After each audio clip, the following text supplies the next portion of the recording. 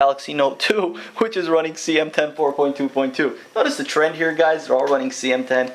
You gotta admit it's a great ROM, and if you haven't flashed it yet, look into it. It's probably available for your device. In any case, I just wanted to go through and showcase these phones because I feel like they have a certain factor about them, or there's something special about each one of these devices that really separates them from the pack. Obviously, you have the iPhone, which everybody and their auntie and their mothers and their infant babies owns. You have the HTC One, which is a little bit less popular than the rest of these devices, but is still no less a gorgeous device. You have the Galaxy S4, which is arguably the most popular phone in the market today. Chock full of features, chock full of development, just a great overall, fantastic, beautiful 5-inch Super AMOLED display, beautiful phone, and of course the Note 2, which is a little bit of the X factor here with these four phones because it stands out, right? It's 5.5-inch display, Super AMOLED. It doesn't have the high resolution that you're going to get with these two guys or even the iPhone, but no less fantastic phone, beautiful looking phone. Let's go ahead and turn them around here. You can see the back of the Note 2, back of the Galaxy S4, HTC One, and finally the iPhone 5. Look at that. That right there, guys, is a beautiful sight. There's enough money here to buy a pretty affordable car. So it just goes to show you the value of these phones.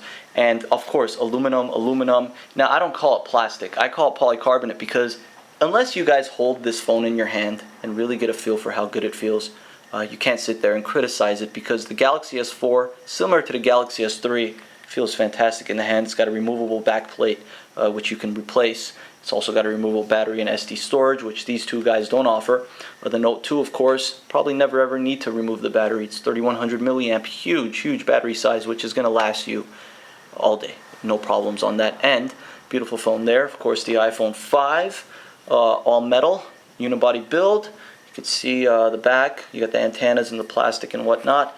And of course, the HTC One, which in my opinion, and this is just my opinion, is the nicest looking Android phone in the market today, and just in terms of overall build and just the way it looks. I mean, they really did a number with this phone, and they showed that Android could go aluminum and make it look good in the process.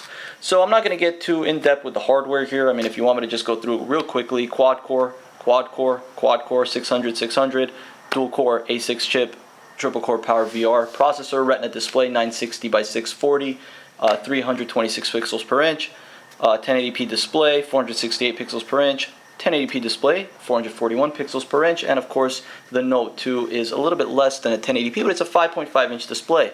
I believe it's about 268 pixels per inch or somewhere around that range. No less, you're going to notice a 1080p screen when you see one. Once your eyes get used to it, it's really hard to switch back to anything else. If I zoom in here, you can see the clarity. And overall, these are the top phones in the market today, in my humble opinion. I think if you're in the market right now, any of these phones would be a great choice. Otherwise, I would suggest at this point to maybe wait, because you got the Note 3, you got the Moto X, you got the Droid line coming out, you got the possible Nexus 5, and of course, the iPhone 5S. And just to give a shout out to Windows Phone, you got the Lumia 1020, which has a 41 megapixel camera. We're going to be getting that very soon, guys, so look out for a review. Otherwise, again, I just wanted to showcase these four phones. I wanted to thank Varo, of course.